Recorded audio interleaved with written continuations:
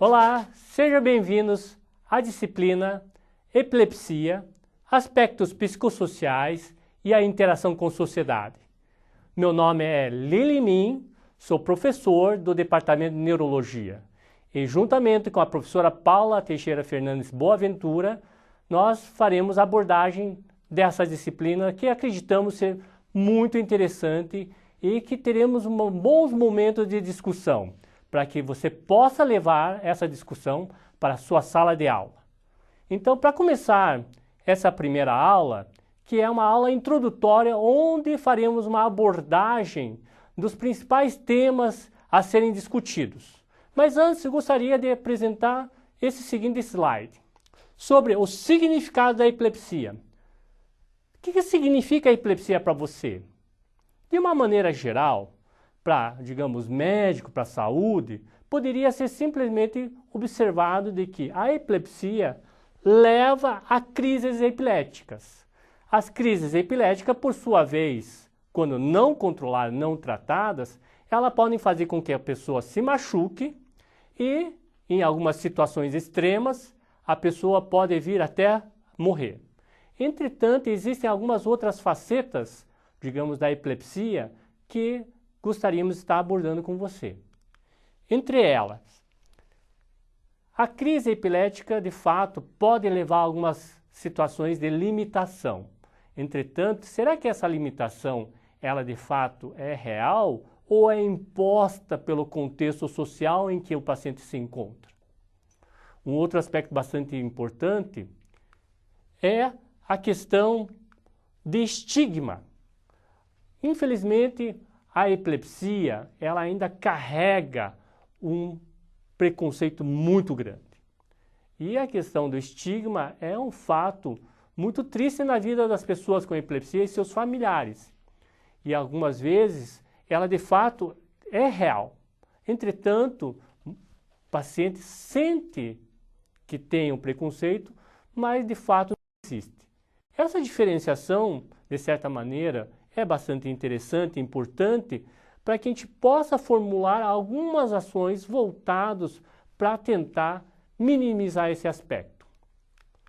Outro aspecto diretamente relacionado, quando uma vez você traz à tona a questão da epilepsia, é que ela pode gerar um senso de limitação. Mas daí eu coloco a você. Você acha que de fato a epilepsia limita a vida da pessoa?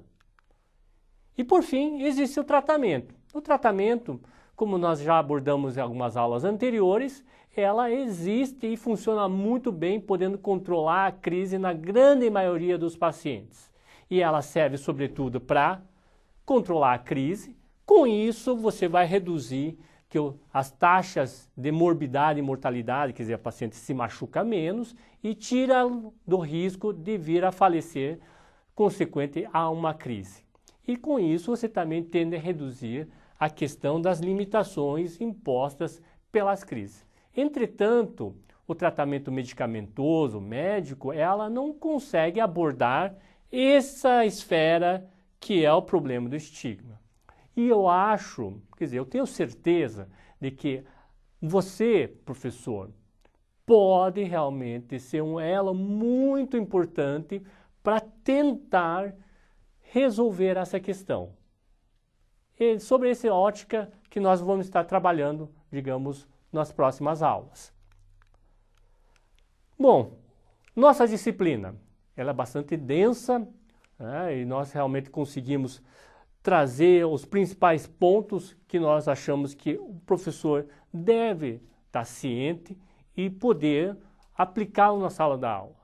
Então vamos falar um pouquinho, rapidinho, sobre esses temas, porque vão ser abordados com mais profundidade. Então nós vamos ter uma aula sobre a questão da epilepsia, né? Vamos fazer algumas perguntas, espero que você esteja bem com a sua memória. Afinal, o que vem essa epilepsia, quais são os tipos de crise, quais são os tratamentos que nós temos, esses aspectos que fazem com que o professor possa entender melhor aquele aluno seu que tem epilepsia e quais são as dificuldades que podem estar influenciando, o seu desempenho. Aqui um ponto importante, a questão da epilepsia nas diferentes fases da vida. Lembrando que a epilepsia acomete todas as faixas etárias, tendo um pouquinho maior sua frequência nos extremos, na melhor idade e na infância e adolescência. Então, vocês podem ver a importância de vocês estarem sabendo sobre a questão da epilepsia, para saber quais são os diferentes impactos que a epilepsia pode trazer nas diferentes fases da vida dessa pessoa. Esse é um ponto interessante e, ao mesmo tempo, bastante difícil de se lidar. A questão do transtorno do comportamento. Não é infrequente, você mesmo sabe, que os alunos, alguns alunos, não digo todos, podem vir ter algum tipo de transtorno de comportamento. Isso é independente de epilepsia. Entretanto, naqueles pacientes com epilepsia, sempre traz a questão, esse transtorno do comportamento é devido ao fato de ele ter epilepsia ou não? Então, esse é um aspecto que nós gostaríamos de estar trazendo à discussão com você. E também escutando a sua experiência, que deve ser muito rica.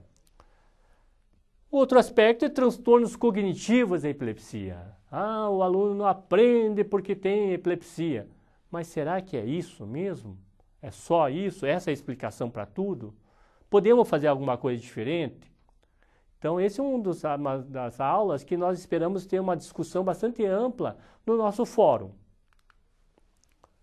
E aqui, a epilepsia é escola. Então, como é que a epilepsia está sendo abordada na sua escola? Então, nesse período de quase um ano de atividade conosco, vocês já devem ter desenvolvido algum tipo de discussão na escola e, certamente, a epilepsia deve ter passado em algum momento, digamos, na roda de conversa que você tem no seu ambiente escolar. Como é que está isso hoje? Mudou um pouquinho, digamos, de como a sua escola percebe a epilepsia?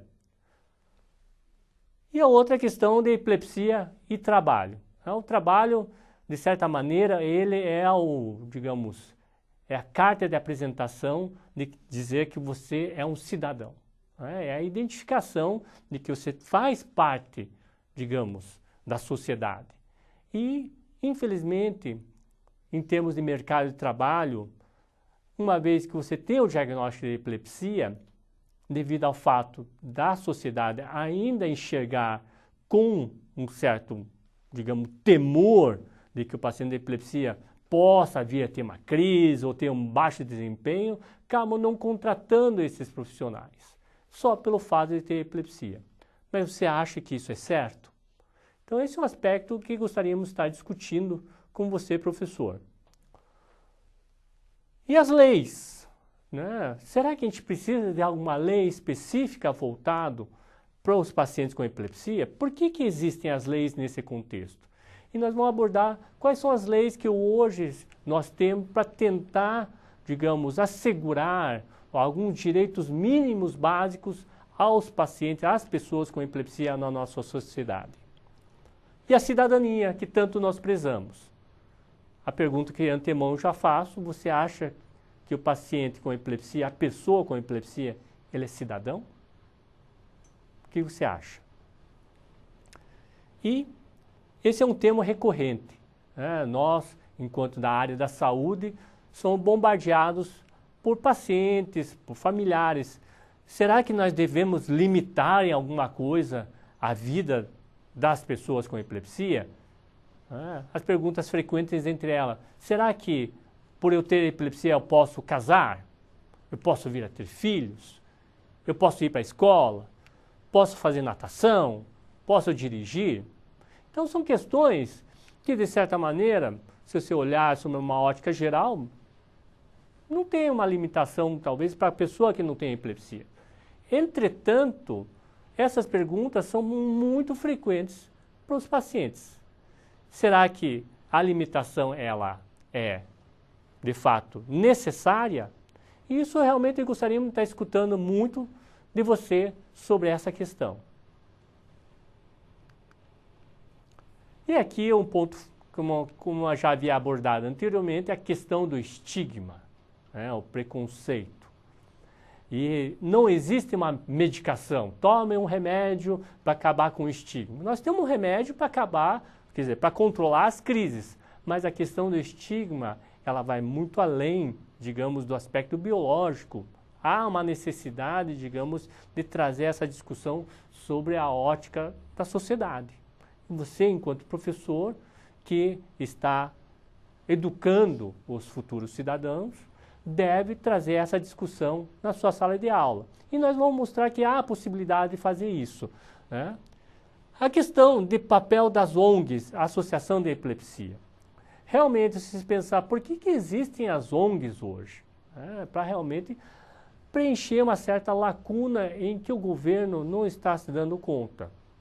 E aqui é um ponto importante, de que é um parceiro adicional em que você, professor, pode contar para levar ações conjuntas mais amplas.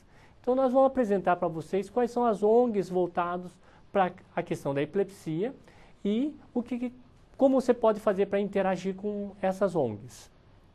E a interação social, família e sociedade.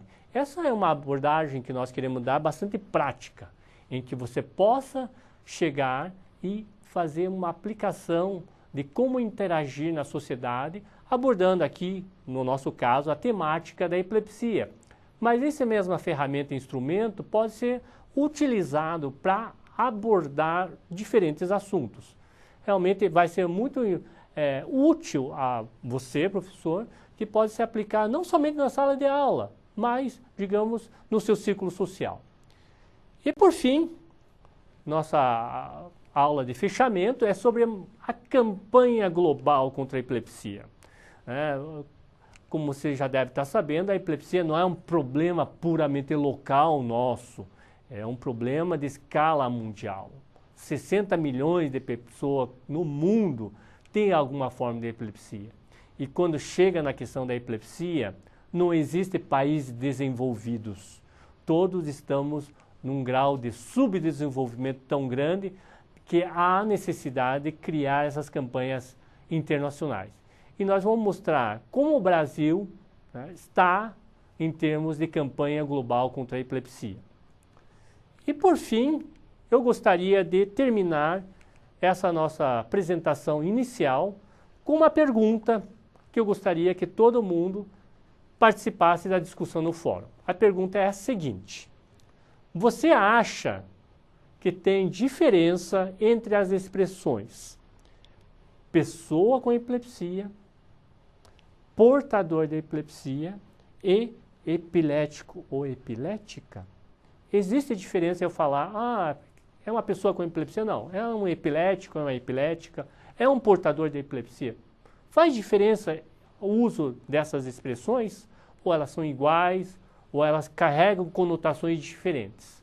Então, gostaria de escutar a sua opinião no fórum. Lembrando que todo o material, após a cada aula, o material de apoio, de leitura, até alguns vídeos, estarão disponíveis no Moodle, para que você possa aprofundar seus conhecimentos e a sua discussão sobre a temática. Vejo você na próxima aula.